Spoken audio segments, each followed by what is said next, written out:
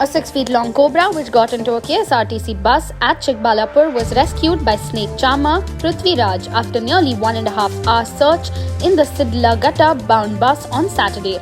As the bus began its journey from Chikkaballapur at around 3:30 p.m., one of the passengers spotted the cobra and soon raised an alarm.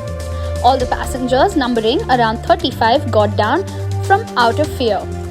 The driver of the bus soon called Pruthvi Raj, who arrived at the site and tracked the snake with the help of passengers and caught the same.